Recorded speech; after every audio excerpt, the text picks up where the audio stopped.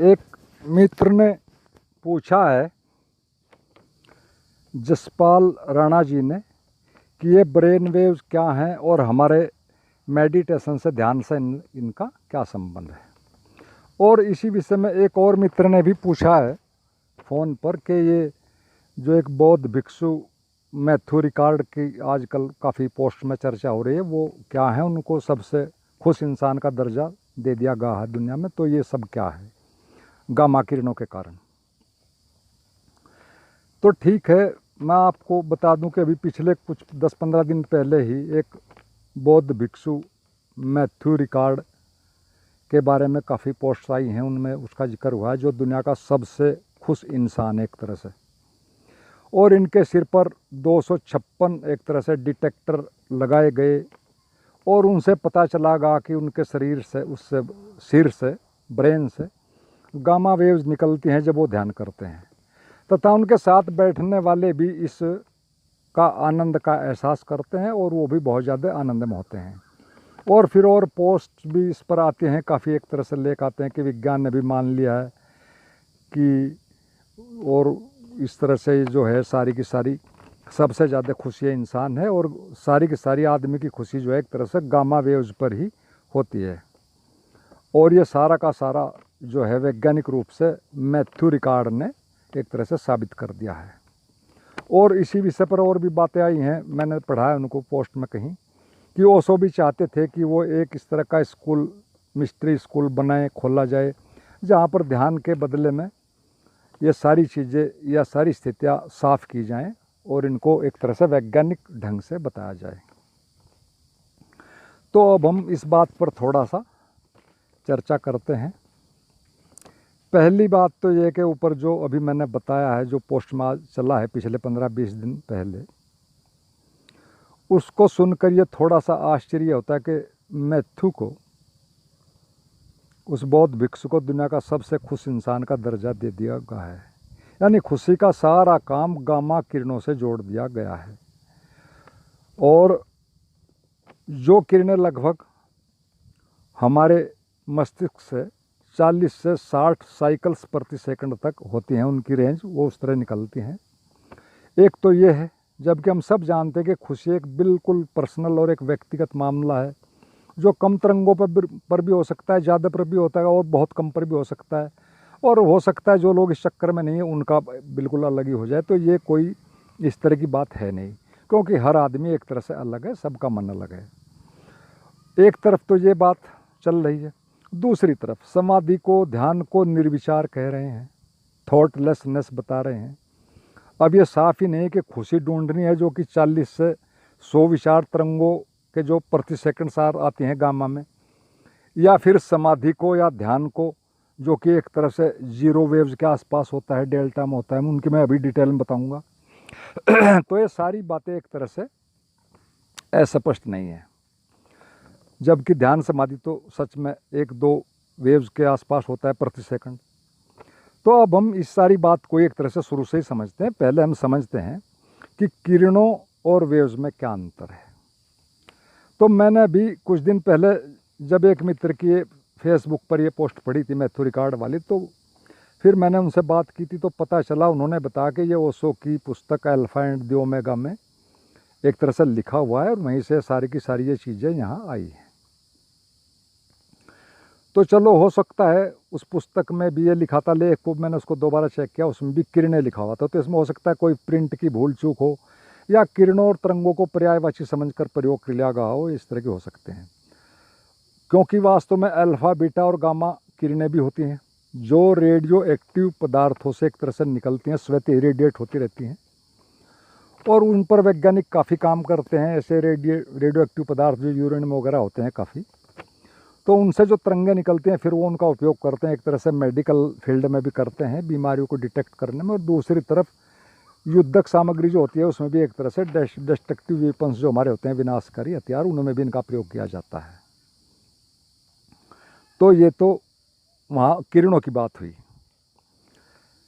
और इसी तरह की और किरणें भी होती हैं, लेकिन ये सारी की सारी एलिमेंट्स से एक तरह से निकलती हैं, रेडिएट होती हैं, जैसे कि एक्सरेज भी होती हैं, और ये उनसे ही इनको फिर अलग अलग युद्ध के क्षेत्र में या मेडिकल लाइन में प्रयोग किया जाता है, तो इनको किरणें कहते हैं। लेकिन चूंकि इनके नाम भी वही हैं और वेव्स के नाम भी वही हैं, तो वहाँ पर थोड़ा कन्फ्यूजन होना एक तरह से स्वाभाविक है। तो इस कन्फ्यूजन का हो जाना तो ठीक है, लेकिन समझना यह होता है कि वेव्स एक तरह से किरणों से अलग होती हैं, और वेव्स एक तरह से ऑर्गेनिक मैटर से निकलती हैं, या कहो ऑर्गेनिज्म से, प्राणियों से निकलती हैं मोटे से अर्थों में, जैसे कि हमारे ब्रेन से निकलते हैं, हमारी बॉडी से निकलते हैं, या और इस तरह के भी जो पदार्थ हैं ऑर्गेनिक हैं उनसे निकलती हैं। अब हम पहले इन ब्रेन वेव्स को समझते हैं। ये किरणें नहीं है, किरणें तो वो अलग है, वो तो सब्जेक्ट, लेकिन इनके उनके नाम मिलते हैं इसलिए ये हो जाता है। तो अब हम अपनी ब्रेन वेव्स को समझते हैं, चूँकि हमारा सारे ध्यान का जो संबंध है ब्रेन वेव्स से ही है। और फिर हम लास्ट में गामा वेव्स के बारे में भी बात करेंगे, जो कि मैथ्यू रिकार्ड के एक तरह से सिर से निकल रही थी, वो डिटेक्टर बताए थे, फिर उन पर भी बात करेंगे वो क्या है। तो हम समझते हैं कि ब्रेन वेव्स क्या है। उसका सीधा सा अर्थ है कि हमारा मस्तिष्क 1 सेकंड में कितनी तरंगें निकाल रहा है, और ये तरंगें सीधे तौर पर विचारों की संख्या से एक तरह से मोटे तौर पर जुड़ी होती हैं। और यह तरंगें ब्रेन वेव 4 प्रकार की होती हैं हमारी मन की अवस्था के अनुसार। और फिर एक और 5वीं अवस्था होती है गामा, जिसका कि मैंने कहा उसको हम अभी बाद में उस पर बात करेंगे। तो अभी हम पहले इन 4 तरंगों की बात करते हैं। इनमें पहली होती है बीटा माइंड वेव्स, और उसका एक दायरा है जो कि आम तौर पर 14-15 से लेकर 30-32 तक मानी जाती हैं। और ध्यान है, ये सारी तरंगें, इनमें थोड़ा थोड़ा सभी मनोवैज्ञानिकों के द्वारा एक तरह से 1-2 का ऊपर नीचे होता है। कुछ थोड़ा 14-15 से 30-32 तक मानते हैं, कोई 13 से मानता है, कोई 16 से मानता है, 30-32 तक, कोई 35 तक, इस तरह, या कोई 30 तक ये होता है। तो इसमें 1-2 का इधर उधर होता है, उससे हमें कोई ज़्यादा नहीं उलझना है। तो ये है जो हमारी बीटा स्थिति होती है माइंड की, बीटा ब्रेन वेव्स की। तो यह तब की स्थिति होती है जब हम दिन भर काम कर रहे होते हैं, सोच विचार कर रहे होते हैं, हमारा कॉन्शियस माइंड एक तरह से पूरा वर्किंग मोड में होता है, यानी हमारी सामान्य जागृत अवस्था होती है, और वो इसमें 14-15 से लेकर 30-32 तक होती है। ये हमारी बीटा वेव्स हमारे माइंड की कही जाती है, यानी हमारा माइंड इतनी वेव्स उस टाइम निकालता है 1 सेकंड में। फिर एक दूसरी स्थिति होती है इसके नीचे, वो होती है अल्फा ब्रेन वेव्स, या कहो शांत अवस्था, या कहो ध्यान की अवस्था, और एक तरह से रिलैक्सेशन की अवस्था। इसमें हमारा माइंड बहुत ही शांत होता है एक तरह से, और इफ़िशिएंट तरीके से काम करता है, और ये कुछ सीखने की एक तरह से अवस्था होती है। इसमें लर्निंग स्टेट होती है, इसमें हम बहुत ज़्यादा चीज़ें जल्दी जल्दी सीख सकते हैं। और ये उस 13 से लेकर जहाँ वो ख़त्म होती है बीटा, उससे लेकर नीचे 8 तक मानी जाती है सामान्य तौर पर। कुछ 7 तक मानते हैं, कुछ 8 तक मानते हैं। तो ये एक तरह से, इसके विषय में एक और बात भी मैं बता दूं, ये जो हमारी अल्फ़ा वाली है ये ध्यान से शुरू होते, लेकिन आइंस्टीन जो दुनिया के महानतम वैज्ञानिक हैं उनकी ये एक तरह से जन्मजात थी। तो इसको तो हम यहीं एक तरह से स्टॉप करते हैं, फिर हम इससे आगे चलते हैं। फिर इसके नीचे आती है एक थीटा स्टेट ब्रेन वेव्स, और ये जो थीटा स्टेट होती है यह 8 से लेकर 4 तक मानी जाती है, 4 से नीचे नहीं जाती। ये 8 से 4 तक भी आती है, 7 से 4 तक भी आती है। यह ध्यान की एक बहुत गहरी अवस्था होती है, और एक बहुत गहरा विश्राम और शांति की अवस्था होती है, और एक तरह से सच में अगर देखा जाए तो ये हीलिंग स्टेट होती है, हमारे माइंड की हीलिंग स्टेट होती है, जिसमें हमारी बॉडी माइंड भी इसमें हील होते हैं, और इसमें एक तरह से दूसरे भी हो सकते हैं जो हमारे पास बैठे हों, उनको भी हम कर सकते हैं इसमें। और इसी स्टेज में साधक को एक तरह से कहो भूली हुई चीज़ें भी, बहुत पुरानी भूली हुई चीज़ें भी, पूरी पिछली बातें भी सब याद आने लगती हैं एक तरह से। तो इस स्टेज में कोई साधक अपने को और दूसरों को एक तरह से हील कर सकता है, ठीक कर सकता है आराम से। हालांकि इससे जो पहली अल्फ़ा वाली है 8 से 13 वाली, ये तो 8 से 4 तक है, उसको भी हीलिंग स्टेट ऑफ माइंड ही कहा जाता है। वह भी काम करती है हीलिंग में, लेकिन वह थोड़ा कुछ कम होती है। तो ये 2 स्टेज तो हमने देख ली। और फिर इनके बाद थीटा के बाद आती है चौथे वाली डेल्टा ब्रेन वेव्स की स्थिति, जो कि 4 से लेकर 0.5 तक होती है, और किसी किसी व्यक्ति में ये 0.2 तक भी चली जाती है, जो कि बहुत ही गहरी नींद में एक तरह से या कहो सुसुप्ति में चले जाते हैं, रात में गहरी नींद लेते हैं। वो बेहद विश्रामदायक होती है उनकी वो। और रात की नींद में ये जो सुसुप्ति वाली है, हम सब ने इस बात को पढ़ा भी होगा पहले कि ये सभी के अंदर बहुत थोड़े समय तक रहती है। सबकी उनकी जो डेली लाइफ है, उनकी जो नेचर है, वो उसके आधार पर कुछ को थोड़ा ज़्यादा मिनटों तक रहती है। जो कम सेंसिटिव लोग होते हैं, जो ज़्यादा सेंसिटिव होते हैं, उनके एक तरह से कम होती है। और इसी समय में, इस सुसुप्ति में एक तरह से हमारी बॉडी ब्रह्मांड से जुड़कर एक तरह से रिचार्ज होती है प्राकृतिक नियमों के अनुसार। और इस प्रक्रिया को आप ऐसे भी समझ सकते हैं कि डेल्टा में हम ब्रह्म ऊर्जा धारण करते हैं, और फिर उससे ऊपर वाली थीटा और उससे ऊपर वाली अल्फा, उनमें शरीर व मन को हम अपने हील करते हैं या कहो रिपेयर करते हैं। और फिर बीटा अवस्था में अगले दिन पूरे दिन में हम उस सारी ऊर्जा को खर्च करते हैं। ये एक तरह से प्राकृतिक अवस्था की हमने बात की है अब तक। ये एक नेचुरल साइकिल है हमारी एनर्जीज़ का। हालांकि इसमें और भी बहुत चीज़ें, उन पर हम अभी यहाँ कोई बात नहीं कर रहे हैं। तो अब हम असली बात पर आते हैं कि ध्यान का इससे क्या संबंध है हमारी ब्रेन वेव से। तो इसे हम ऐसे समझें कि अल्फा से ध्यान शुरू होता है, यानी जहाँ बीटा समाप्त होती है उसके बाद से नीचे की तरफ तरंगे जानी शुरू होते हैं, कम विचार होने शुरू होते हैं, यानी अल्फा से ध्यान शुरू होता है और शरीर रिलैक्स होने लगता है। लेकिन साथ ही साथ सुस्ती और नींद की अवस्था भी बनने लगती है, हम सब जानते हैं। अब यदि कोई अल्फा, थीटा और अंत में डेल्टा में भी पूरी तरह जागा रह सके, सुसुप्ति वाली अवस्था को पा सके और जागा भी रह सके, तो वह ध्यान की एक तरह से यात्रा पर जा रहा है। और यदि कोई, ये तो मैंने एक चीज़ की अभी इसको और बताऊंगा, और यदि कोई हिप्नोटिस्ट आपको इन स्टेजेस में ला रहा है ऊपर से अल्फा से नीचे की तरफ, तो वह आपकी मनोवैज्ञानिक या शारीरिक बीमारियों को एक तरह से ठीक कर देगा। और यदि ये सभी अवस्थाएं प्राकृतिक तौर पर आपके अंदर घट रही हैं एक तरीके से, और आपका मन एक तरह से डिस्टर्ब नहीं है, कोई एबनॉर्मलिटी माइंड में नहीं है, तो आप एक तरह से अपनी शारीरिक व मानसिक स्वास्थ्य को एक तरह से बनाए रख रहे हैं, बनाए रखे रह सकते हैं। और यदि आप ध्यान में जा रहे हैं तो आप डेल्टा में समाधि में प्रवेश कर रहे हैं, और डेल्टा की ही स्थिति सच में निर्विकल्प समाधि की अवस्था होती है। और इसको, इन तरंगों को जांचने की अब मैं थोड़ा और उन मशीनों की भी जिनकी हमने कल की वीडियो में बात की थी, थोड़ा उस संदर्भ में भी थोड़ी बात करते हैं। तो इन तरंगों के जांचने की एक तरह से सही मशीन तो EEG है, लेकिन वो बहुत ज़्यादा महंगी है। वो तो बिल्कुल एक्यूरेट ब्रेन वेव्स हमारी बताती है। फिर एक दूसरा साधन है GSR, गैल्वेनिक स्किन रेस्पॉन्स, यानी जो हमारी एक तरह से इससे बाहर से, हमारी चमड़ी से एक तरह से, खाल से बाहर जुड़ा रहता है स्किन से, और वो वहाँ से रिलैक्सेशन दिखाता है हमारी बॉडी का। और रिलैक्सेशन का और विचारों का एक बड़ा सीधा संबंध है, हम सभी जानते हैं। तो उसके माध्यम से भी हम ये पता लगा सकते हैं कि हमारी ब्रेन वेव्स इस वक्त कहाँ होंगी लगभग, उससे एक आइडिया हो जाता है, और हम अपने ध्यान को एक तरह से मेजरमेंट उसका कर सकते हैं।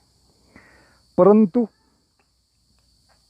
रिलैक्सेशन से ही हम अपनी माइंड के वेव्स के जो कम होने का इस तरह से वो पता लगाते हैं, और उसी के हिसाब से हम एक तरह से अपना जो ध्यान की प्रोग्रेस है वो देखते हैं। और इन दोनों मशीनों के बाद पहली EEG है, फिर दूसरी है GSR है, फिर इनके बाद और भी कई मशीनें हैं छोटी छोटी, ओरा मीटर वगैरह या ओरा रीडर वगैरह या क्रिलियन फोटोग्राफी आप सबने सुनी होंगी। ये उतनी विश्वसनीय नहीं है जितनी के ऊपर वाली हैं, सबसे ज़्यादा EEG, फिर GSR।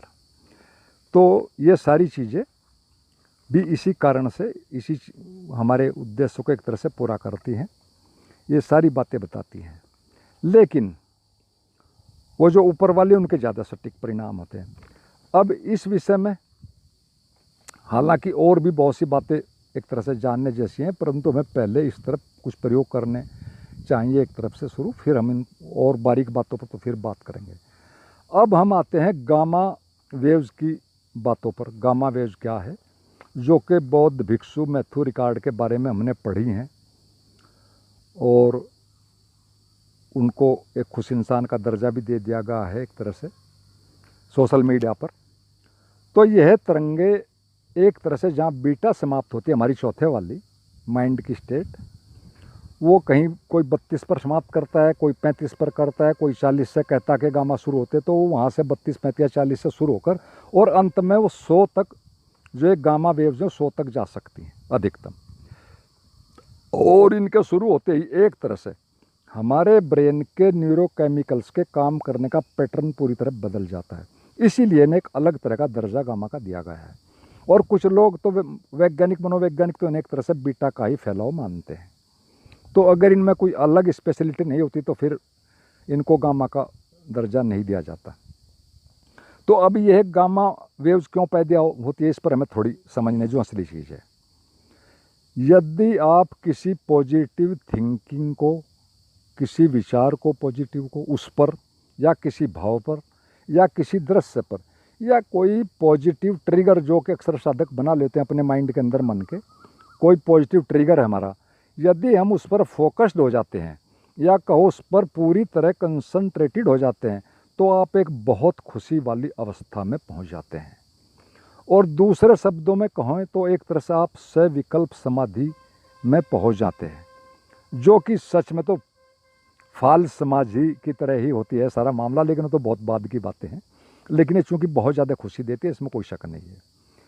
और यदि इसके विपरीत, मैं इसी की बात बता रहा हूँ गामा वेव्स की, ये तो पॉजिटिव चीज़ें हैं, लेकिन यदि इसके विपरीत निगेटिव सीरीज की चीज़ें यही हम लेते हैं जो हमने ऊपर बताई, पॉजिटिव थाट है, विचार है, भाव है या कोई ट्रिगर है, अगर ये कोई निगेटिव हमने इस तरह का ले लिया और उस पर हम इस तरह फोकस होते चले गए, तो सीधी बात है कि हम पागलपन की तरफ जा रहे हैं। तो ये जो गामा तरंगें सिर्फ कंसंट्रेशन के कारण पैदा होती हैं, सच में यह एक हाई अलर्ट स्टेट होती है हमारे माइंड की। इसका अर्थ है कि आप मन की शक्तियों का एक ढंग विशेष से प्रयोग कर रहे हैं, एक एकाग्रता साध रहे हैं।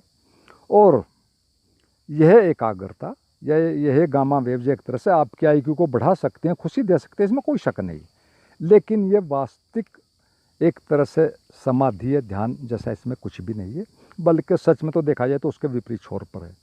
और ओशो ने तो एक बात साफ कही है, आप सब गुरु भाई हैं, सब ने पढ़ा होगा।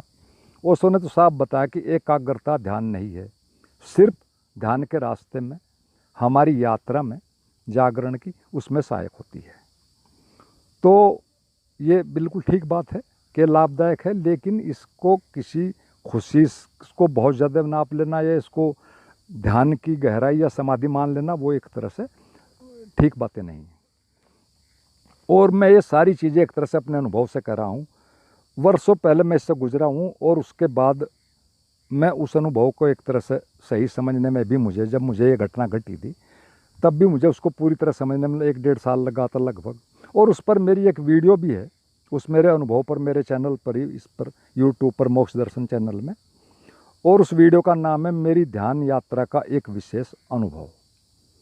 और यह लगभग 1.5 साल पहले मैंने डाली थी अपने चैनल पर, और डिस्क्रिप्शन में इसका लिंक भी डालने की मैं कोशिश करूँगा, वहाँ से भी आपको सारी मिल सकती है। तो अगर आप उस वीडियो को देख लेंगे, वैसे तो वो 2 वीडियो हैं, वो ये पार्ट 2 है जिसकी मैं यहाँ बात कर रहा हूँ, अगर आप उन दोनों वीडियोज़ को देख लेंगे या एक को भी देख लेंगे, तो आपको ये सारी गामा वेव्स वाली और फाल्ज समाधि वाली, सविकल्प समाधि वाली पूरी की पूरी बात समझ में आ जाएगी। तो मित्रों, ये तो मैंने थोड़ी मोटी मोटी बातें स्मर की हैं इस विषय पर ब्रेन वेव्स के, तो थोड़ा जिससे हमें एक आइडिया सा हो जाए सभी साधकों को कि वो कहीं एक तरह से इधर उधर गलत ना भटक जाएं, तो ये मैंने की है। फिर इस पर डिटेल में भी बात करेंगे। कोई मित्र फ़ोन पर भी एक तरह से बात करना चाहे तो कर सकता है, कोई आप सब कमेंट करें, जो पूछना मैं कमेंट के जरिए भी आपकी बातों का जवाब दूंगा। और यदि आपको वीडियो ठीक लगे तो आप लाइक शेयर सब्सक्राइब ज़रूर करें। और अंत में आप सभी मित्रों को मेरा प्रणाम।